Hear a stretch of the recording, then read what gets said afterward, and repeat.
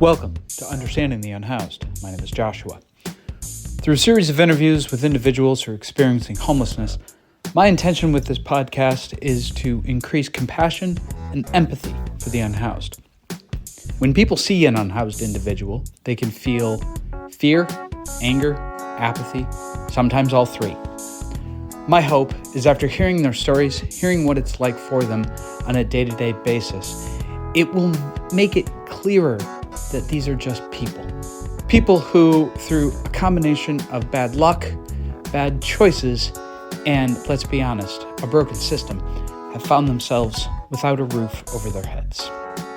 Okay, enough ado. I first connected with Robin after I realized she was a moderator on the homeless subreddit, which is where I found most of my most recent interviews. And I wanted to talk to her about her experience moderating this very active subreddit, then learned that she is formerly homeless and thus had her own lived experience to talk about. Robin is now housed. She lives with her dog in San Jose and really enjoys the work that she's doing on the subreddit, keeping things organized and keeping that subreddit a very useful resource for the folks who are either unhoused or trying to help the unhoused. Please enjoy the interview. Robin, thank you for talking to me. Tell me about your situation with being homeless. Oh, sure. When did that start? How did it happen? All of that Okay. sort of thing. Well, I became homeless in 2015. I had been living with my ex-boyfriend and his family, and our relationship had been deteriorating. Things were getting physical, unfortunately. He was having some issues with substance abuses, so eventually things kind of came to a head, and his parents kicked us out, and so we were on the street because we didn't really have anywhere to go.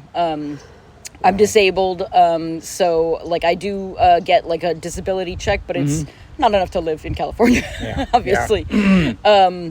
And then things got bad between us more so than it was, so we broke up, and so then it was just me. Okay. He ended up going back in with his parents. They let him come back in. I was gonna ask, like, what was it like to be out with both of you, but you went back. Well, originally, I mean, that was for a couple of months. It was both of us, and it was actually harder, I feel like. Really? He deteriorated really bad. He was using a lot of substances and just really bad. I mean, I had to kind of carry him along, to some extent, and it was not good. He ended up getting into some physical altercations with people and actually kind of causing some trouble for himself. That was downtown, like San Jose. This is all San Jose, mostly in the downtown area. Okay. The proper downtown area.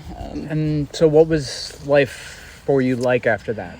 Well, I luckily I had like a couple of friends that I had met that were on the street already, that I had met just sort of in passing, and so I basically just sort of like went and found them and was like, please help me, and they did, thank God. Yeah, I met some of the best people that I've ever known, and again, like I don't think I would have been able to make it through it, without having that community. We had a really good, like, tight-knit group of people that were very helpful, kind of showed me the ropes, showed me where to get services and, things like that, resources and, I mean, and even down to like, the Trader Joe's dumpster, like gets food put in it at 9 o'clock, because that's when they throw away the food. So little tips like that you'd have to figure out on your own. Yeah. So it's nice having some inside info, and then we'd help each other, we'd kind of, at the end of the day or whatever, everyone would come together, see what everyone kind of come up with, see what you got, you pool it all together, and hopefully everyone gets through the day, Yeah. And that was kind of for the rest of the summer how I got through that.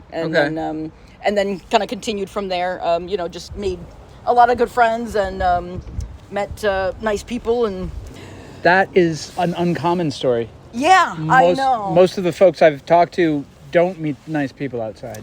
Yeah, I've heard that. Yeah. I mean, I've heard both stories, I guess. But yeah, I mean, not everybody is great. I mean, I think we're all like, we're all just, trying to get by. Yeah. And for some people, that's more of a destructive process than others. Sure. for the most part, it's not like a malice situation. It's just that some people are sort of time bombs, and you just don't want to get in the blast. I mean, I got lucky. I know that. I definitely know that. That's good. So how long were you out there? I was out there for 5 years. Wow. Yep, until 2020. And then I ended up getting a voucher through the county. Just out of curiosity, were you on a waiting list that whole time for a voucher? Or did it come through pretty quick? Okay. Yeah. Basically, like you do your VI SPDAT, which is like a survey thing, and then just kind of out of the blue in 2020, I got a phone call saying, how would you like to get housing? And I was That's I was like, awesome. who is this? Yeah, really. No, it was amazing. Yeah. And then, so they put you in an apartment, and did they provide services? No. Really? Not really. Yeah, no. That's okay. That's the kind of like the thing that's sort of like that's the part that sucks. I mean, part of it I think was because it was the beginning of COVID and things were all topsy-turvy. Yeah, that's fair. But I also think that it's not a rare situation for that to happen, because I mean that's happened to other people not during COVID. I mean, I still I don't really get any kind of services. I mean, they check in on me, get my updated income or whatever, and that's about it. I don't really talk to them after that. So. Do you mind telling me the name of the org? Oh, sure. Basically, okay, so my voucher is through the county. Sure. It's administered by Abode. For a time, Abode then contracted with this other company called the Health Trust to give me like a caseworker or whatever. Okay, yeah. But then I guess something internally shifted and the Health Trust is not the thing anymore. Now I don't really have an official caseworker. I have like a liaison from the Office of Supportive Housing. And I still have my thing administered through Abode, so it's like multi-layered, complicated situation. Interesting. Okay, so how did you adjust? You were outside for 5 years. You, I imagine, slept in tents, flew signs. Sometimes, yeah. I lived under a bridge. Lived in an abandoned traffic courthouse downtown for a while. Yeah, that was fun. Huh. I lived in all kinds of weird situations, under bridges, freeways, that kind of thing. Sure. So yeah, the adjustment was a lot rougher than I expected it to be. I mean, I thought it was, yay, finish line, you got housing, and everything's great. Everything's fine now. Yeah, I did not anticipate, and I almost felt guilty about not being 100% okay. The hardest part for me, I think, was the social aspect of it, or and I mean, again, part of it probably was because of it being during COVID. And the apartment that I moved to was, separated away from my normal areas where I would stay. So, I was used to being in a very communal environment, with all of my, other people in my, camping area or whatever. I never did the big encampment thing. Well, a little bit, but not much. But still, I always had people around me and my social network. And so you sort of plucked out of that and plopped down in this house, and you don't really feel like you belong there, but you're not outdoors anymore. Yeah. And so you're just kind of floating around trying to figure it out. And then plus with COVID on top of it, it was very isolating. And and again, like I said, I felt guilty for feeling that way because I was like, well, what? To be thankful. Yeah, exactly. Yeah. And which I still am very grateful for it. But it doesn't mean that it's without any kind of, rough edges or difficult transition. Doesn't mean it's easy. Exactly. Yeah. I mean, honestly, Reddit did help with that. And similarly, while I was on the street, I think Reddit helped a lot because I think a lot of people, it's very easy to go feral kind of because of the fact that you're told constantly, even without those words, but you're constantly reminded that you are not welcome or part of society. Yeah. And so it's very easy to just sort of embrace that and kind of go a little bit feral. Sure. And I think that having connections to people, online even, helped me to kind of stay grounded a little bit, to keep me from kind of going that way. So actually, let's get into that. The way that you and I started talking was I think I reached out to you. Yeah. Yep. Because you're a moderator on the homeless subreddit. Yeah. Can you talk about how that happened? Sure. Basically, it happened. I was still living outdoors at the time. I got brought in to join that for a little while. Didn't really do a whole lot because I didn't really know what I was doing and wasn't really able to engage too much with it. But especially once I moved indoors, became more and more active with that. And now it's like my daily routine is on there moderating the subreddit. Yeah. I love that subreddit. I think it's very important for us to have our own place where we don't have to sort of apologize for existing. Yeah. We can just talk about the things that affect us. We don't have to cater to, you know, the needs and wants and the feelings of, you know, people that are homed or whatever. And we can just talk about the things that affect us and the way that they affect us. Yeah. I think it's important. We really need that sort of thing. I mean, it's Yeah. a great subreddit. Yeah. It really is. It has so much good advice. It Yes. has so much, like, just compassion Yeah. is out there. It's so nice just being able to talk to other people that are going through the same thing. Exactly. Especially one Yeah. thing I've noticed, because I've never been car homeless, and Okay. I never really realized how completely isolated car homeless people are. It's not the same as when you're in like a tent or an encampment where you've got, you know, other people. Yeah. Car homeless people, they don't even really seem to socialize with each other. They're all in their separate little cars. So for them, I think especially it's nice to have that community that they probably don't have. They call it like hidden homeless. So I mean, they're like hidden from each other even. Yeah. So Yeah. it's nice for them to see that there's, you know, other people going through the same things and talk about the issues that they have. Do you find it frustrating to be monitoring that Absolutely. particular Absolutely. Because I imagine there's a lot of people that are just in there. I mean, do you have to go in every time somebody starts being insulting and like knock them out, or? Yeah, I mean, yeah. It's funny because I think that the homeless subreddit is a very, very good approximation of like the cross section of like homeless people on the street. Sure. Like it's all the same people. There's like the crazy guy yelling at himself, you know, and there's you know the people that are just trying to get by and make everything happen and help each other out, and then there's the people that just want to be, you know, mad at the government or whatever, you know, and the people that want to make your day shitty because their day's shitty. Yeah. The people that want to like scam you, you know, and it's the same people, you know, and it's the same group of people. And God knows I love the people. You know what I Sure. mean? I love them. I love the people out here. I love the people on Reddit.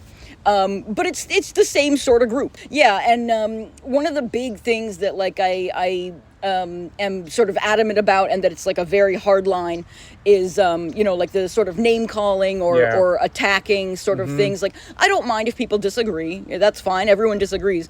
But once it starts getting personal and attacking, we don't need that. You know, we don't need that. And so that I try to remove those as soon as possible. That's good. Yeah. And like I was saying before, I can't even imagine the amount of work because there's always new posts. Always. It's a very active sub. Yeah, Very it's active crazy. sub. Yeah. It's a lot of work.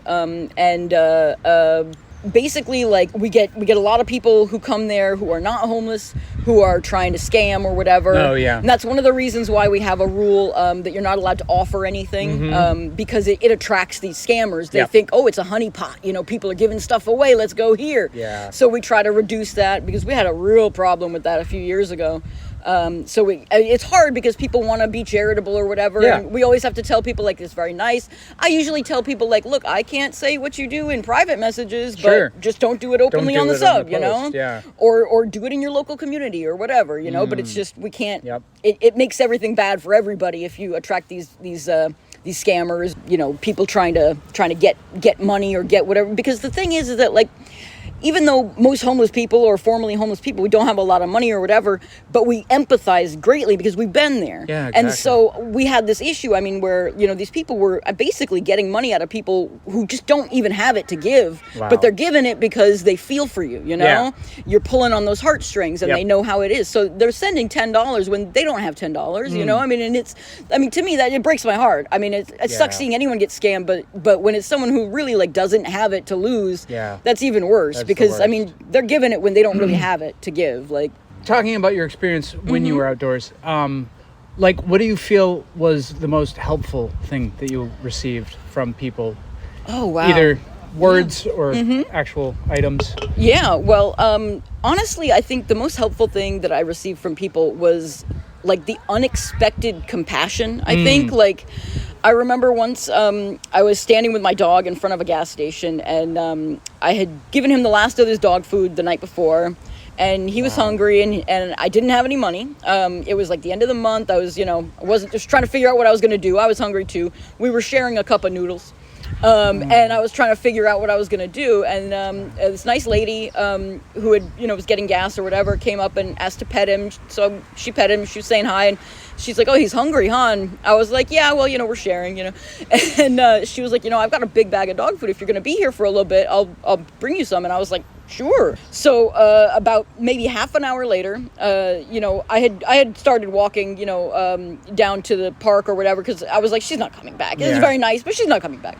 And this car passes me up, honks their horn, and this nice lady, she hands me a bunch of bags of dog food with treats in them, everything. Like, it was literally, I cried. It was the sweetest thing in the entire world. He can't go to a soup kitchen and get food. The only way he can get food is for me giving him food.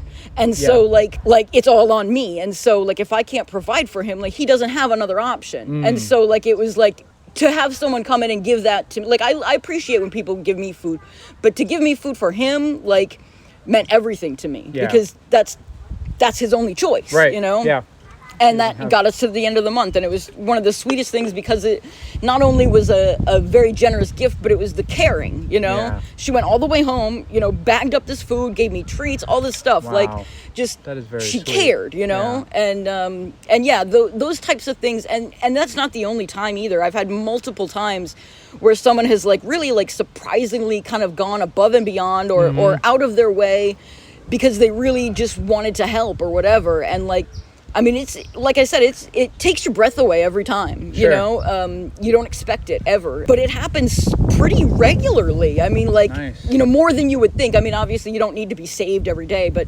I mean, like the generosity and even just, someone handing you $1 or whatever when you got a sign or whatever. I mean, I feel every single one of those, they don't have to give you anything. And so like, I mean, anytime, that was the case if I was, panhandling or I would always, look people in the eye if they gave me something, I'd always give them a genuine, thank you. Cause I mean, I really, really felt that, know?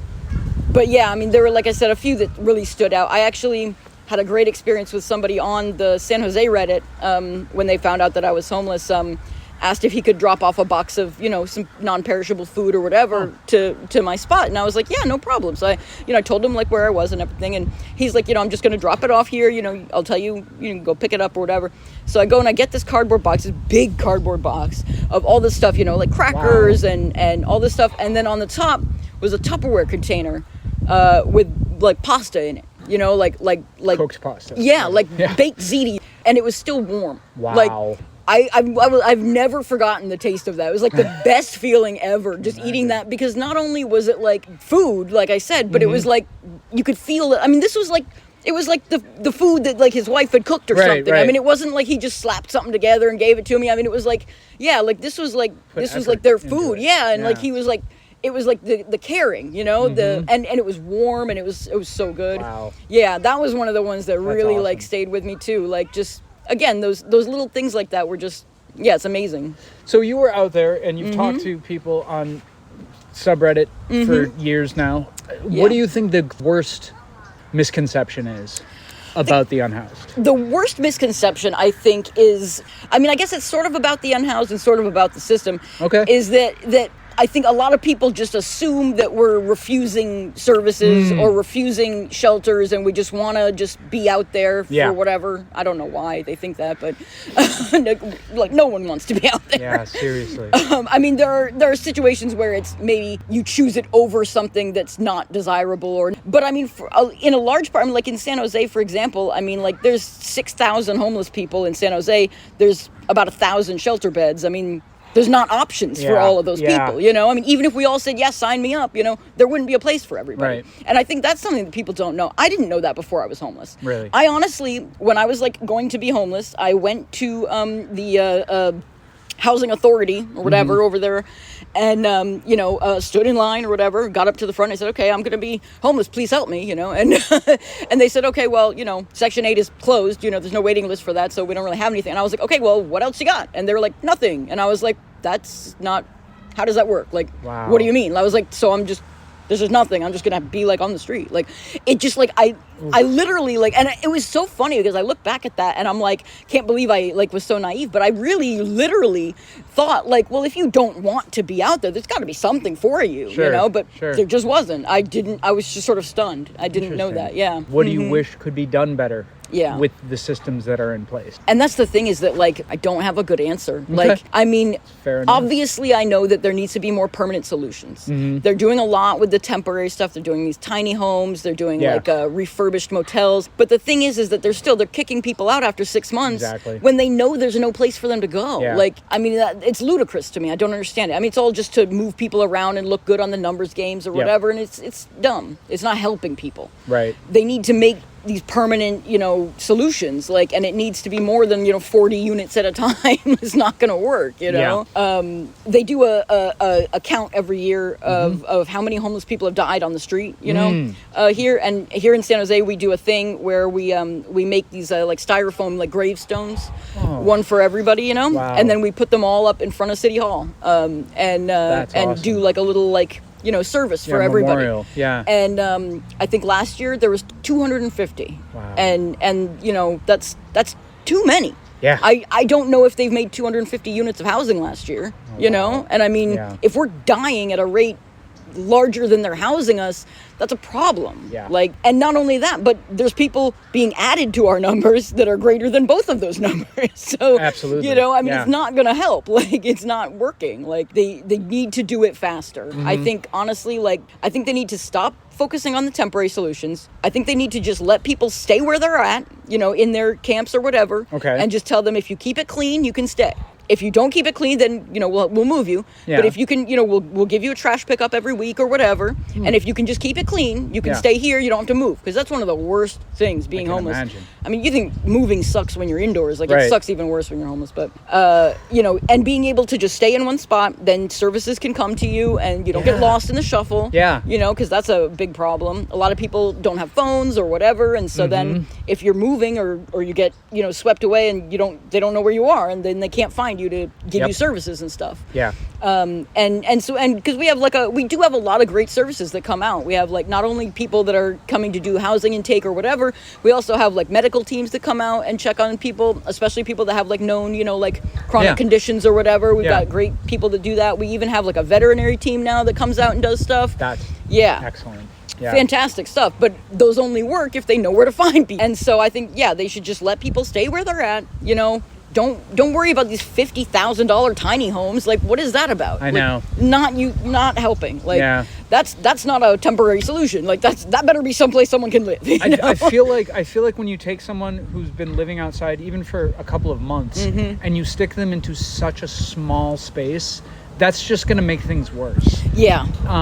Yes, it's good that they're inside, they're out of the elements. Yes, and we appreciate that. They can barely move around. Right, exactly. And it's it's not enough of a step up to, you know what I mean? And they're almost always temporary. This is California. We're okay outdoors. We're okay. Yeah. We can get by. Sure. It's livable. Can you just build us a house, a place to go, so that we have a place to go, It's just build the housing, Build the housing. Build the density housing, and if you don't want to make high density, homeless people housing or whatever, do mixed units, where you have different income levels, and do it that way. And then that way it's more profitable or whatever.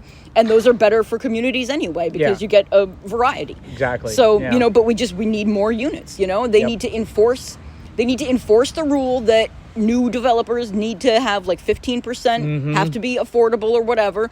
They need to stick to that and enforce that and just get the units in, Yeah, I don't really understand why it's a confusing problem. Do you know what I mean? Why there's all this debate about it, and everyone kind of comes in and the new mayor has, we're going to do this and we're going to do this. And if it's not housing, then it's not what we need to, you know what I mean? It's just, you're just decorating a different temporary solution. I read one of the most amazing, depressing statistics I've ever seen was that the discharge from a congregate shelter, a regular, where everyone has just beds in a gym or whatever, one of those, 97% of people that leave there are going back to the street. 97%. Wow. And then when you go to something like a tiny homes or these converted motels, it gets to about 50%, which is a huge improvement. Better, yeah. Much better, yes. but still not great. No. I mean, a big part of that is most of these shelters, there's limits. You can only stay for a certain amount of time. Yeah. They don't necessarily have enough like caseworkers to get to everybody to help you. And your odds of like being able to find housing on your own are very, very slim if you're like coming from the street. So of course, you're going to end up back on the street. Another big problem with shelters that people don't understand when they're like, just go to a shelter. To go to a shelter, you basically have to get rid of everything you need to survive outdoors. And you're doing that for basically a gamble of whether they're going to be able to help you get housing or not, which, again, 97% are back out on the street.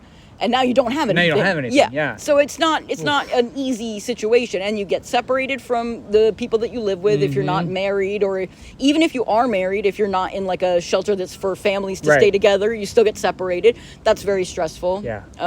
You can't bring pets. Dogs. You can't bring, the few items you've been able to hold on to, etc. So, I mean, it's not necessarily like the just go to a shelter type of solution people think it is. Yeah. A shelter is not a place to live. It's a place to sleep at night. Right. And that's exactly. it. Which is great. I mean, it's a good thing to have. It's very helpful for a lot of people. It does not work for everyone. Right. It's not a fit for everyone. Yeah. Completely changing subject. Yeah. You have a dog, and you had a dog while outside. How did you come across the dog? And did that improve your overall well-being while being outside? Yeah. Well, in my previous life, I had been a vet tech, and so one of the things that I did while I was homeless was I'd help people with their pets a lot. And a very good friend of mine had a dog, and her dog went on a little journey, got out and went on a little walkabout, and came back pregnant. So my puppy was a result of that. He was an oopsie litter, but I had resisted getting a dog for a while, for about 3 years while I was homeless. I just didn't want to have the added responsibilities and taking an animal in when you don't know where you're going to be or what you're going to be doing and stuff. Basically, when I got this puppy, I felt like I was in a stable enough situation, where because I kind of knew my bearings and things like that, kind of that sort of thing, and so I felt like I was like, okay, it's time, and.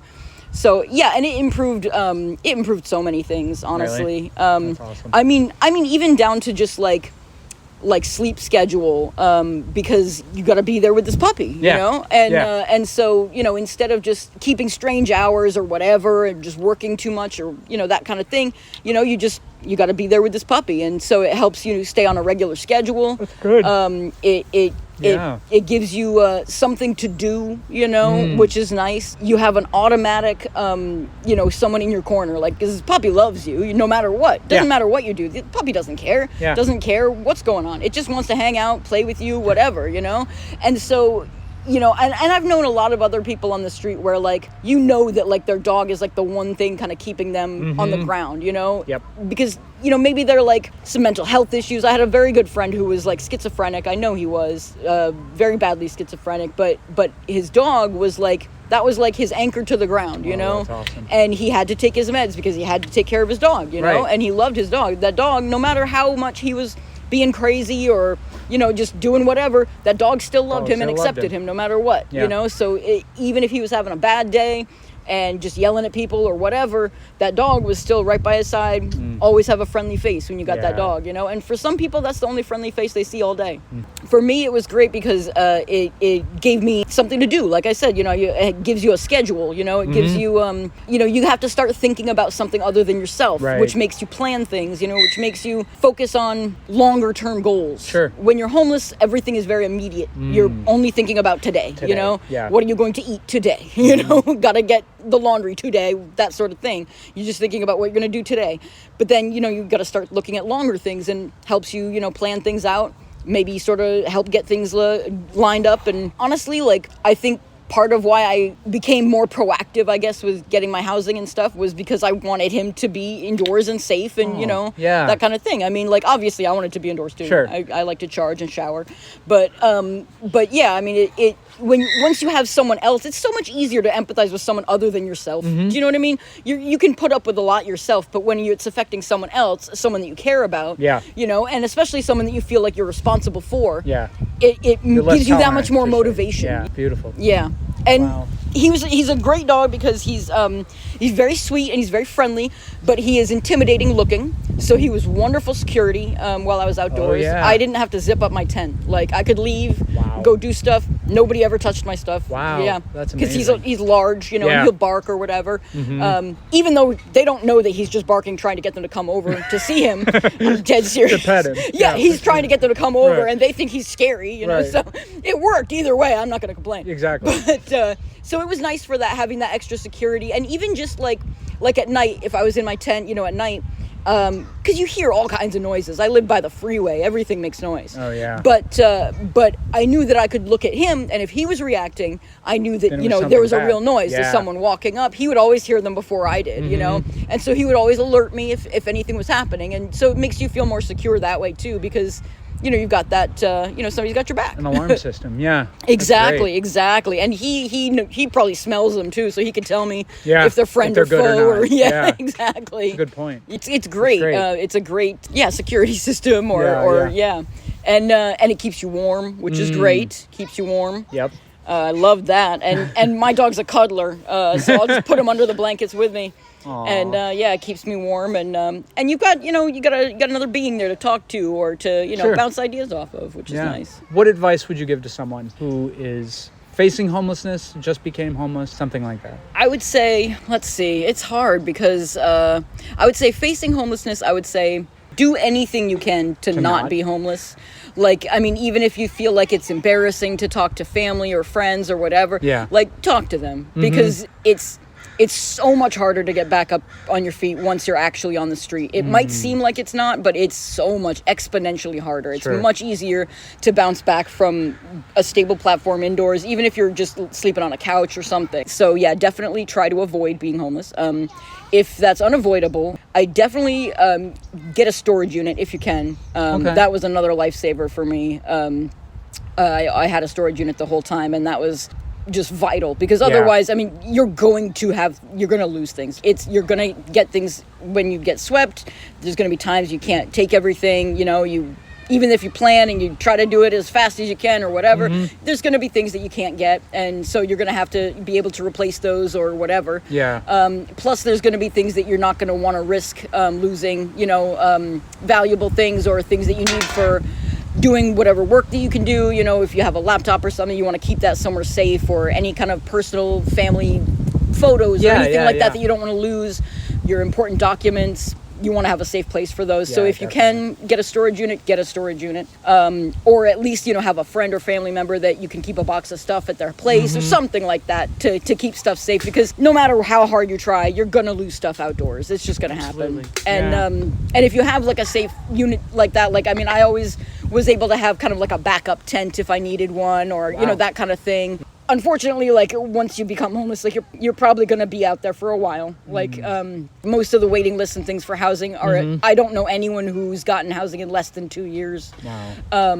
I mean, and it's just because there's just not enough. There's just not enough. Enough affordable housing. Yeah, exactly. The supply is very low. So, it can be very difficult. I mean, if it's just a situation where, you know, you lost a job and you're just whatever, and you're getting back on your feet and that sort of thing, maybe it won't take 2 years for that. But, you know, I mean, don't be afraid to talk to people that you meet out there, but don't necessarily trust everybody, because networking is helpful. It really is. Yeah. And frankly, like, there's a lot of situations where I had a dog, and so there was another homeless guy he also had a dog, and so we lived near each other, and we would help each other out so that we could each do things. One of us would watch both dogs while the other one, you know, did things. So in a situation like that, it's mutually beneficial. So there's not a whole lot of risk. You know, you're both getting something out of it. So you know, things like that, you can you know, networking is very useful for that. And like I said, because of that, you know, because otherwise you don't want to leave your dog alone, and it's risky. Yep. And then you got somebody to kind of keep an eye on things, and it's, you know, you help each other out. So I think not being afraid of that is important, but also not being too trusting. Hi again. Thanks for listening. If you know of any unhoused individuals that would like to be interviewed, or you would like to submit an interview yourself, please reach out to us through the website, understandingtheunhoused.org. Click on the contact button, send us a quick message. We'll get back to you as soon as we can and get things moving. Also, while on the site, if you're feeling generous, please click on the donate button. There is a very low overhead for this podcast, but there are costs involved. Thanks again for listening. I hope after hearing these stories, you will have a little more compassion, a little more empathy, and a better understanding of the unhoused.